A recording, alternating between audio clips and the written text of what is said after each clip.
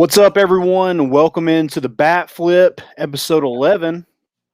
We're Kings of the East, baby. You can't take it away from us. The shirts are printed, or I guess they're kind of printed. They're pre-ordering. They're pre-ordered. They're on the way. They're basically printed. They're printed, so get you that East shirt. Is the first time that Tennessee has won the East since 1997, and we thought the '98 drought was long. 97's even longer.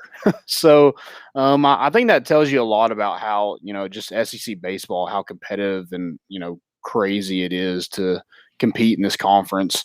Talking Tennessee baseball, their win over South Carolina. Also mentioned some all SEC players that got that honor, maybe vent a little bit of what we should have thought happened and didn't. And also talk about just winning the East. Got some help from Kentucky. That's kind of weird. You never really get helped out by anybody, it seems like. But Kentucky helped you out by beating Vanderbilt. And then, Sean Hunley was dominant at the end of that Saturday game. And 3 straight strikeouts after giving up a leadoff double to start that bottom of the ninth, only up by a run. Just ice in his veins. So let's get into that real quick. Go check out our sponsors, Tennessee Tap House, Hound Dogs, and Blue Water Climate Control.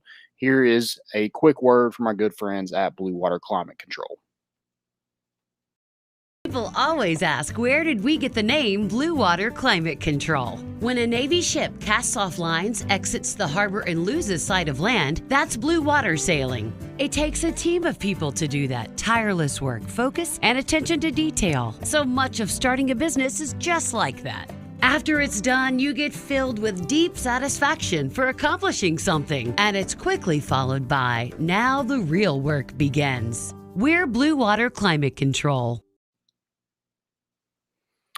All right, and we're back. So let's get right into it. Tennessee wins the East over Vanderbilt. Thank you to that rain out that they had against Alabama. Thank you for Kentucky for getting that win for us yesterday or on Saturday. And then thank you, Sean Hunley, for just being, so consistent like you've been all season long.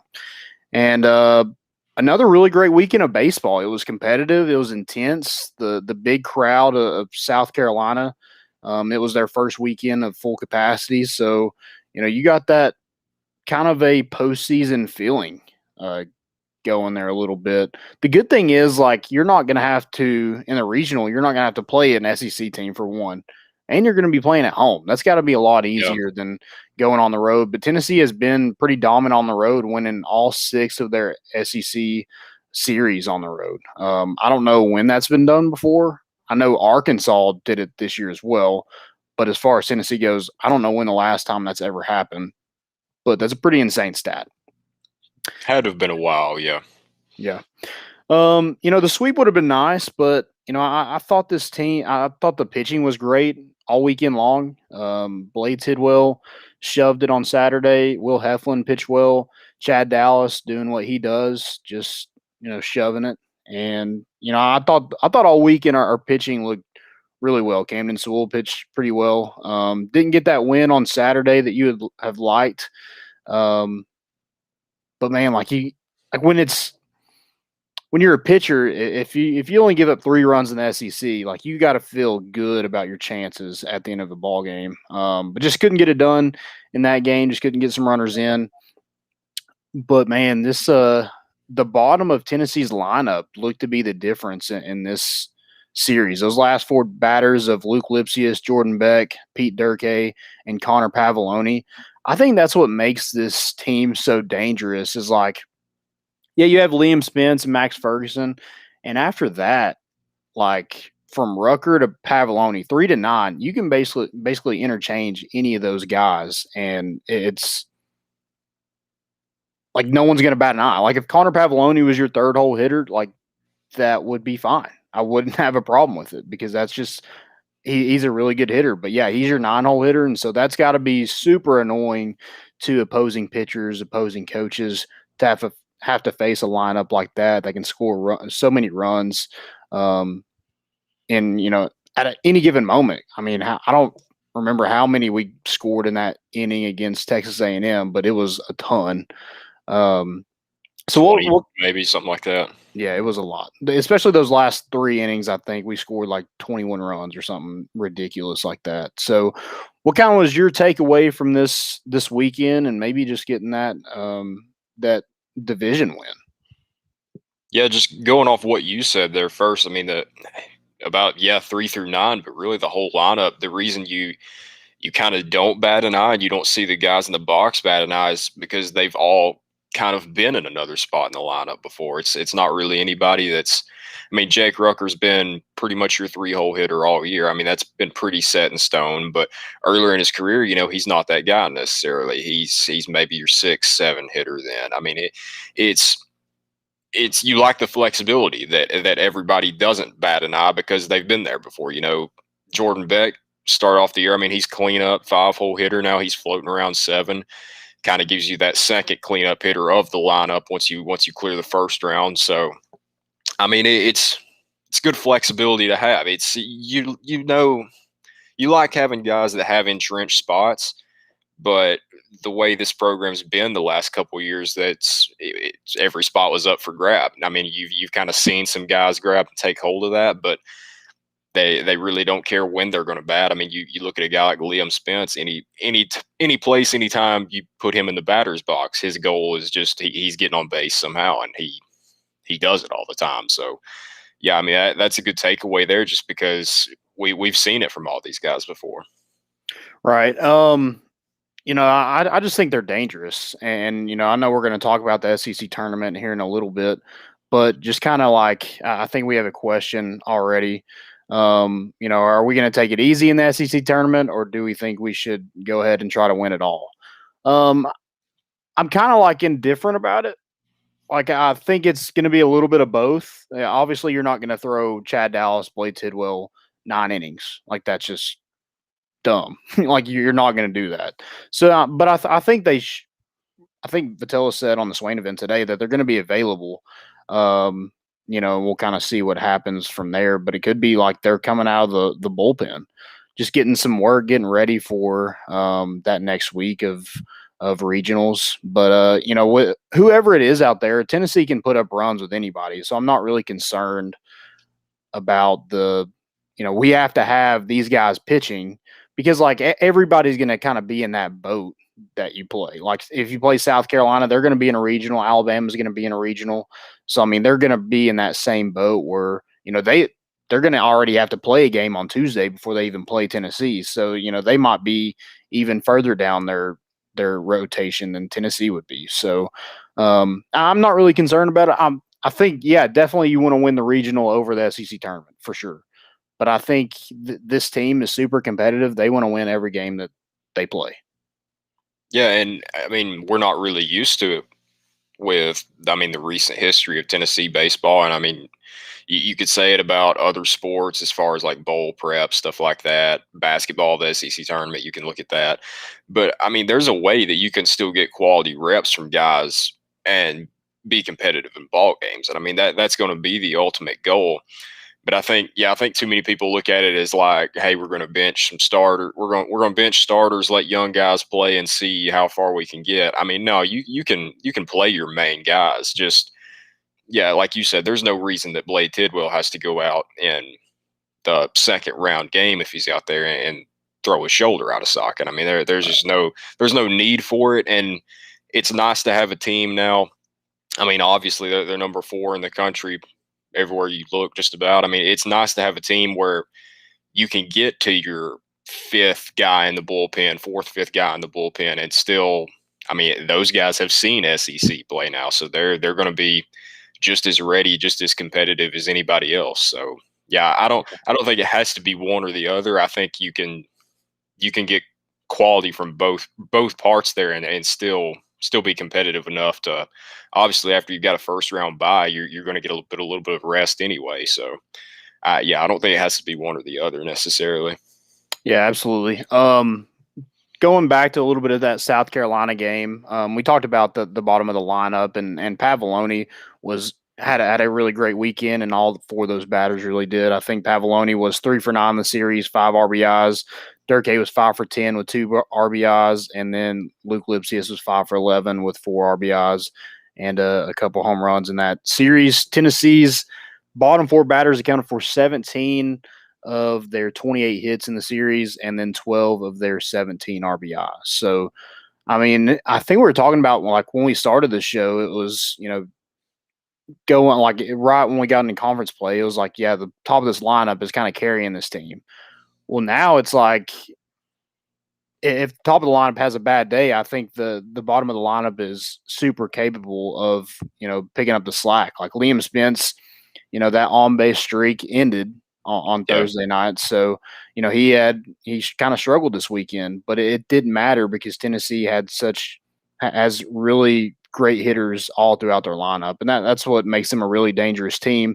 And we're talking about the SEC tournament, and this team, like there's no need, like you said, to throw out Blade Tidwell's arm, because Tennessee legit has a shot to win a national championship.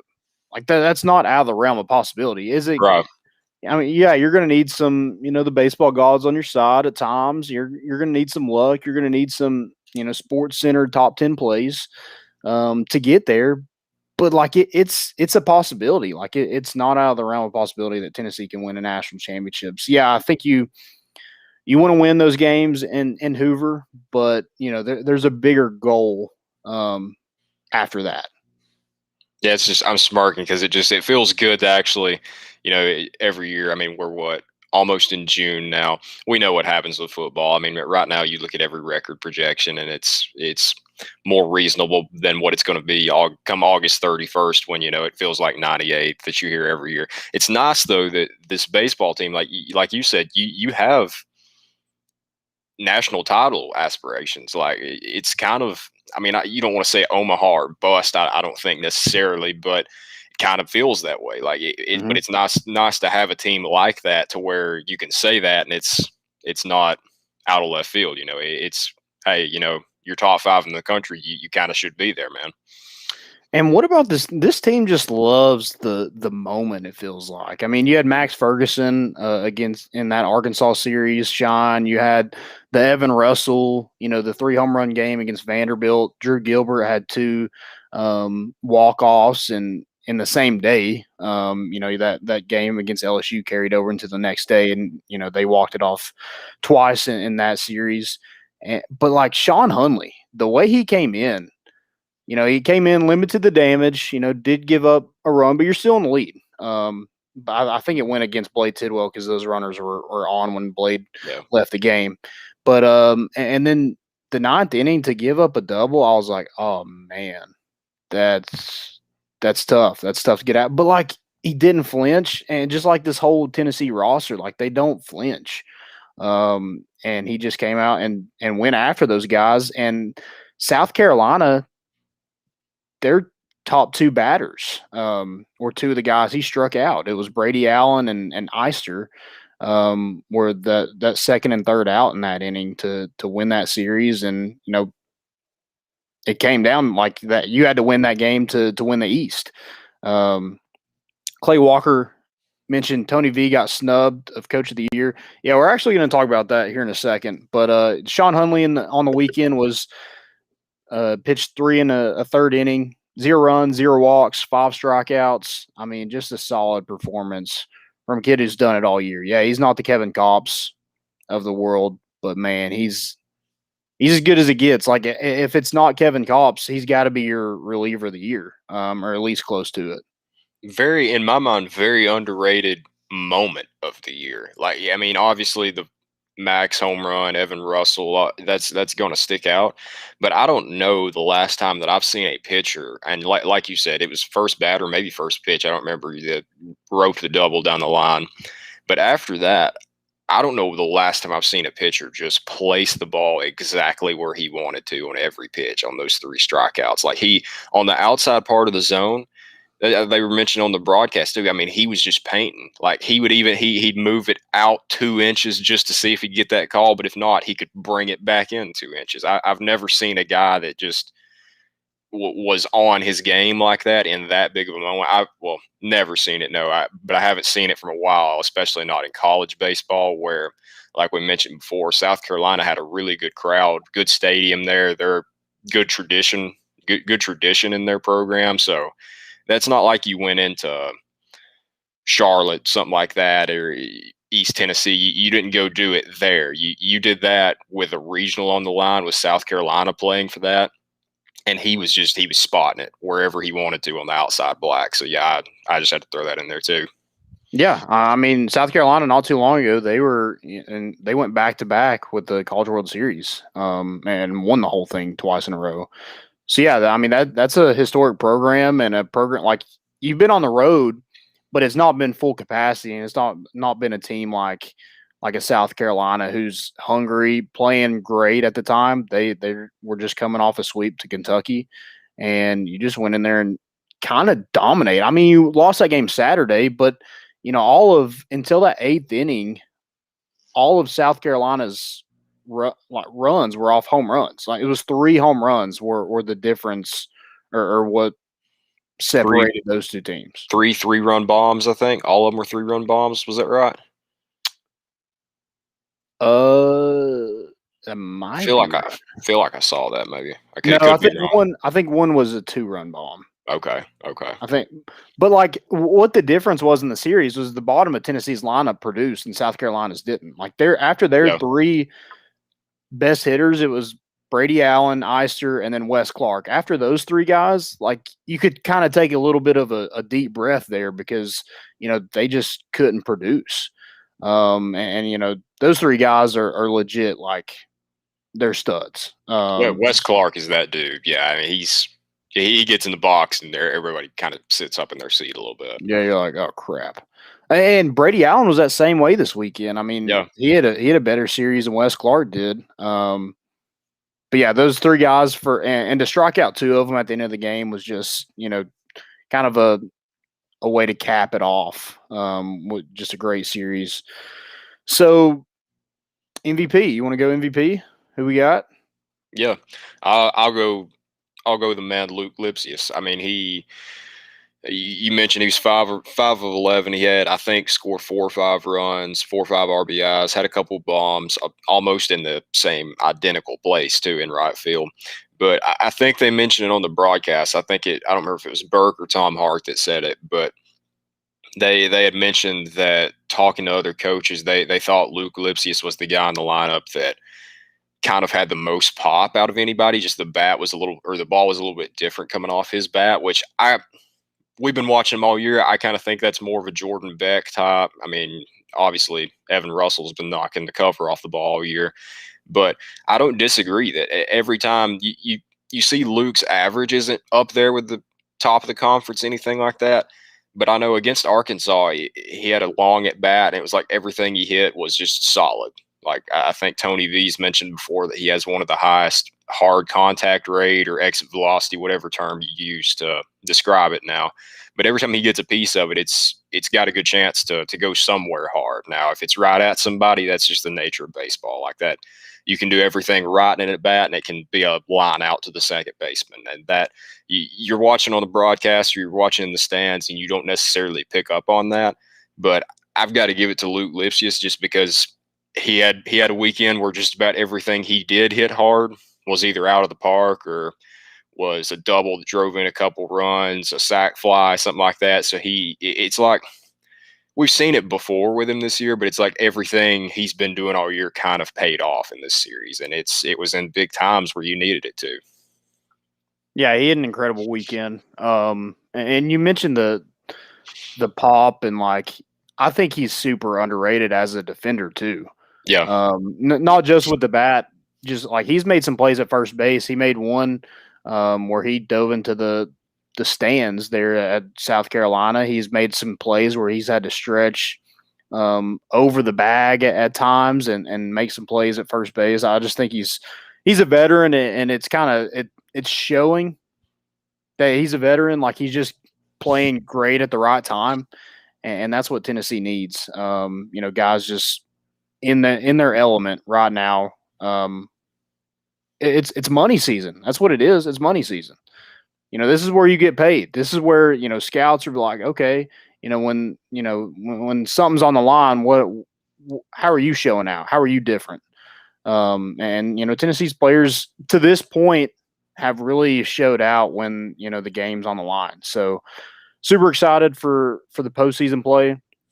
I think Hoover is going to be fun because even if you're not a fan of base, if you're just a fan of baseball, I think it's going to be fun because people aren't throwing Rocker isn't throwing 9 innings. Jack Leiter isn't throwing 9 innings. Chad Dallas isn't throwing 9 innings. You're going to get to see a lot of pitchers just kind of sprinkled in there, getting ready for postseason play or regional play. And, I think there's going to be a lot of runs scored. So I think it's going to be super entertaining. That thing gets started on tomorrow at 10:30. I think Kentucky and Florida kick it off. Tennessee will play on Tuesday at 2, and they play the winner of South Carolina and Alabama. So who do you got? Who's winning this thing? Is it just a crapshoot, just kind of like the whole SEC? I mean, I've got the bracket pulled up. I mean, we play South Carolina, Bama 7-10 in that first matchup. I mean, Arkansas is obviously the favorite, but Vanderbilt's sitting at the 4 seed, and with kind of the way everything went down this last weekend, I mean, you kind of I saw the stat they were 38-0 this year when leading after the 8th inning. I think I saw that somewhere, and then they blow it there in the 9th against Kentucky, a team that we mentioned before. I know I mentioned earlier in the year that Kentucky may surprise some people. They're a young team, and like I said before, they're a young team that they don't know that, oh, you're supposed to be scared of Vanderbilt. You're supposed to be scared of Arkansas.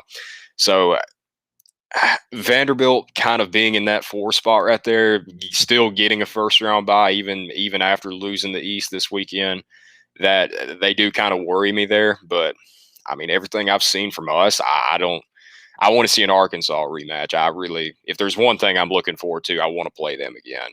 Nothing would make me happier than, I don't know, with the way the bracket sets up. I don't know if it would be us beating them to play potentially Vandy in the championship, or just playing Arkansas straight up in the championship. So they're the ones. So it would be if both teams keep winning, I think it works out where I guess we'd play. Then if we lost, we'd have to play again and have to beat them twice. Is that kind of how that works? I think so. Looking at the SEC tournament bracket, it kind of makes my head hurt. But yeah, I think that's right. It's a puzzle for sure. Yeah. It's the winner of this game, loser of game 7. I don't know how it lays, but yeah, I'd love a rematch against both of them, but for the crown too. Yeah, I mean, what about Kentucky on Saturday getting that win? I mean, that was insane. I even tweeted it when they got their second out. I tweeted, I was like, "Oh, thanks, we couldn't get any help from Kentucky this weekend." So I'm taking full credit for that reverse psychology or jinx or whatever you want to call it. Old takes exposed must not have been logged in this weekend. I mean, they would have saw it. So I mean, they had no runners on. I think they were down to their last strike, and the pitcher thought he got the last strike, and they called it a ball. And then the next 5 batters hit the cover off the baseball. 2 of them home runs, and just to go up 7-4. I mean, that was just a wild series that we saw. Wild game. Because it looked over. It looked dead in the water. And then at Vanderbilt, we're securing the East, and then they just choked it away. That was almost exciting as Tennessee getting that win. It wasn't, but it was up there. Seeing Vanderbilt losing like that was pretty great. Oh, that'll always make me happy. Yeah. So let's talk about these all SEC teams or whatever this crap is. I guess the coaches vote on this, but Dave Can of Corn won SEC Coach of the Year. You had 3 Tennessee players be named to a team. So you had first team was Liam Spence and Jake Rucker, and then Blade Tidwell is all freshman team, and then Liam Spence is also all defensive team. So, great for those guys. They deserved it, and the Tony V thing, it just he should have been the Coach of the Year. I don't care what anybody says. Arkansas is number 1, blah blah blah. I don't care. Look at where Tony Vitello took over and led this program to. I mean, it's just far beyond more impressive than anything Arkansas did this season. Sorry. No, you're right, because that was the exact point. I don't remember. I was trying to find it there, but I'll keep looking. I think it may have been Charlie Burris on Twitter that I'm going to credit it with, but he broke it down that I mean, I know preseason Arkansas wasn't just number one clear cut, but for the majority of the season, Arkansas has been up there. They've been one. They've been top five all year. I mean, they've looked like the best baseball team in the country for the majority of the year, in my opinion. Arkansas, your Van Horn took over Arkansas with a ton of talent on it like that, with guys like Cops in the bullpen that are as close to a sure thing as you can get, and did what he was supposed to with them. Tony Vitello took, I think he worded like a fringe top 25 team where you lost some guys from last year. Yeah, you looked like a good squad last year. You 15-3 before everything shut down, 15-2, but you knew there was promise there, but you didn't know. It was the unknown. He did that and turned them into a consensus top 5 team for, I mean, how long have we been floating around the top 5 since SEC play about started, really?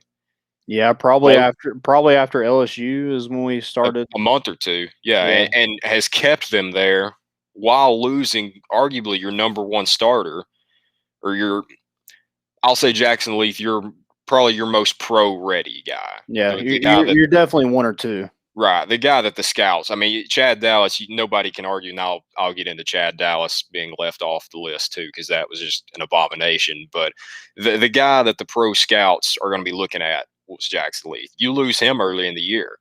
You have a hole there for a while. You've got Heflin that has stepped up in a big way all year, but there was just so much more unknown with the Tennessee team. And we've seen that. Who's to say Tennessee's not right on Arkansas's level? I mean, they're both going to be hosting regionals now, 1 and 2 seed in the tournament, and 1 run separating them when they played. I mean, a series that literally a couple calls here, a couple hits here goes the other way. I mean, Christian Franklin doesn't make that play in center field when they're up 5-0. It's a 7-0 game, and Tennessee wins that 7-6. Yeah, so I mean, just no margin for error in that series that separated those two teams. But so like you said earlier, I hope that they get to play each other again, because that'll kind of settle. I don't know if it'll settle. It won't. It probably won't settle it for Arkansas fans, but it's going to settle it for me. If you win in Hoover, I think you can kind of tip your cap to whoever wins that game as the better team. And before, I just had a quick question before we get off that. I wanted to ask you, not necessarily the series against Arkansas, but I don't think it would have changed anything. But since it's voted on by the coaches, apparently, I wanted to ask your opinion with the little, I won't say scuffle, but the disagreement Vitello and Van Horn had after the game. I didn't think it was a big deal, but in the minds of other coaches in the league, you've got Van Horn, who's kind of the more older, established guy, well-respected, which all rightfully so, he should be. I mean, he's done an incredible job with them. You've got Vitello, who's he's up and coming, definitely.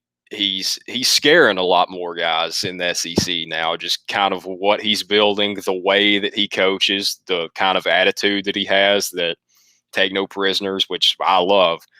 Do you think if that little kind of disagreement doesn't happen there, do you think that changes votes? I don't know if it does necessarily, but when I saw that pop up, I saw it was voted on by the coaches. I wondered what your thoughts would be on that. Yeah, I mean, they don't want Tennessee to be good. I mean, that's just another team that they got to compete with every single year. Like teams like LSU, Florida, Arkansas, Ole Miss, teams like that, they don't want Tennessee to be good. They see this young coach that's fiery, that'll tell you exactly how it is. Yeah, it probably rubs them the wrong way. So, am I surprised by Dave Van Horn being the SEC Coach of the Year? No, but I think it's stupid, because Dave Van Horn, the first year Vitello was a coach, Dave Van Horn was a runner-up in the College World Series. Should have won it, but didn't, because he choked it away. And then the next year, they go back to the College World Series in 2019. So the last College World Series Arkansas was at. So, I don't understand, how the job Tony Vitello's done should have been it's far greater than what Dave Van Horn did. Like you mentioned, he inherited he had a good team this year. they were expected to be good. There was a lot of question marks with Tennessee with who they lost and who they were bringing back with the loss of Jackson Leaf. Look at the bullpen. I mean, Kevin Cops, like I said, Kevin Cops is. I mean, you don't look at anybody, especially a college athlete, and think he's invincible. But what we've seen from him all year, I mean, you can pull him out of the bullpen at any point, and I'll say 99.9% of the time, he's going to hold it out for you. Like, you're going to win that game. Tennessee has not had that all year. And I'll end it with this. If I haven't placed a wager in a while, but if I did right now, I know who Paul Maneri from LSU voted for. Oh, you think he voted for Vitello, you're insane. Anybody that played in Knoxville this season with the Vol Creatures or the Legends of Lindsey Nelson, they're not voting for Tennessee in anything. No, I'm surprised Tennessee got 2 first teams, honestly. Max Ferguson, how is he not your defensive? If there's a defensive team, how is he not it for second base? How is he not? How is Evan Russell not? As many times as he's made a diving catch and into a wall and stuff like that. Liam Spence, we've been incredible all year. I was more shocked he made it for defensive team out of anything. And that's not a knock against his defense. Like, I think his defense has been good all year. And not a slight to him, but how does he make the defensive team and Max Ferguson doesn't? I mean, if you want to say his hitting all year wasn't up to par, even though he's got hot late, I get that. Like, it's a season-long award, I understand. But if you're going just purely defensively, I think it was the Arkansas second baseman. Is it Robert Moore that won it? And I saw he was very good over there too. Not taking anything away from him, but that was the one that if you're going to have a defensive team and Max Ferguson wasn't on it this year, that blows my mind. I don't know. Oh yeah, and Jordan Beck not being a newcomer.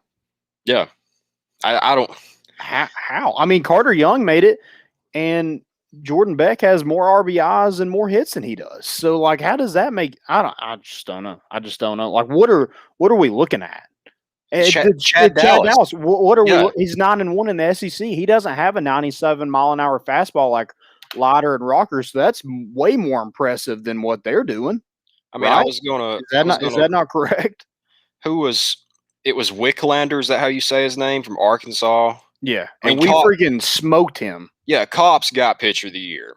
No argument from me there. I agree. If I had a vote, I'd put it with Cops there. That's just me personally. But Patrick Wicklander, that was second team. Yeah, on second team. And I mean, Jack Leiter, he's been good this year, but I don't think Jack Leiter was just head and shoulders above everybody for first team spot. If you want to put him there, like, that one doesn't shock me as much, but the Wicklander over Chad Dallas at 9-1, that blows my mind. I mean, without looking at Wicklander's stats, it still blows my mind. And I doubt it's as good as Chad Dallas's is. So I mean, all they're probably looking at is ERA, which whatever. I mean, congrats. Yeah, you're on Arkansas's team. Yeah, you're probably going to be. Your ERA should be small. I mean, you have Kevin Cops coming in right after you. So. Even if he has 10 wins compared to Chad Dallas's 9, I'd say half those go to Kevin Cops. Wicklander's 5-1 on the season. If that tells you anything, there you go. And yeah, Kevin Cops is. I'd be pretty good if I knew, hey, just don't let the ship sink, and then I've got Kevin Cops coming in, and I get an easy win. And absolutely. Just try to keep it low, get some ground balls maybe, and then we go to Cops and he shuts it down. I don't know. It doesn't surprise me because I mean we've seen snubs like this before, and we're playing that new age of baseball. We have the bat flips, and we're fiery and gritty, and I mean we wanted all of Arkansas. Even after the game, we were like, we're still ready to compete. We can throw some hands. So yeah, we probably rubbed some people the wrong way. So I don't, like you said, I'm not surprised by it, but it's just kind of laughable at this point. But hey, if it gives Tennessee another kind of reason to, that's what I was going to say, freaking destroy somebody. From that standpoint, I kind of like that. Add fuel to the fire, baby. I love it. Tony V, he may say, I don't care, give the coach speak, give whatever you want to call it. Like, I guarantee you, if he would have lost it to somebody else, like maybe he doesn't care as much, but his former boss, after a what do we go 42-14 year, Mhm. if you try to tell me that didn't fire him up, so from that standpoint, from the standpoint of our guys getting the recognition they should, yeah, I don't like it. From the other side of the spectrum of that's more fuel on the fire now, and it means that we go out in the tournament or in Omaha, wherever it is, and we play in Arkansas, Vandy, and that pushes you over the edge, then don't give us any recognition at all. Put a bunch of Missouri guys on there ahead of us. We'll take the numbers on the fence out there and right or left field. That'll be fine with us. We're all about hanging banners. You know, this team seems like they don't really care about the individual awards. You know, it's all about winning at this point. So hopefully this next episode, we're kind of wrapping things up now. Next episode we'll talk about the SEC tournament, see how Tennessee does. I guess then we'll find out where or who Tennessee will play in the regional, in the Knoxville regional. So get your tickets while you can, because they're probably going to be a pretty penny at some point. The longer you wait, it's probably going to go up even more. So get your tickets. Get ready, because it's going to be a fun sight in Knoxville for this regional and super regional. I guess hopefully a super regional at that point. Yeah, it's I think it may be, for some teams, it may depend how they do in the SEC tournament. That's going to kind of base after that. But you hope you win the whole thing. But the regional in Knoxville is going to be, if you do, it's still going to be insane. Even if you don't, though, it's going to be crazy actually hosting a regional there. So regardless, I mean, you want to go win the whole thing, kind of like we talked about before. However you have to do it, with resting guys, playing guys, but go try to win it, because that'll just make it even more insane then. Yeah, go win. Tennessee, Tony Vitello put it, some Tennessee players have some big stones. So, hey, hopefully, just go win the tournament. That's all we want. Thanks again for listening. We really appreciate it. And we're out.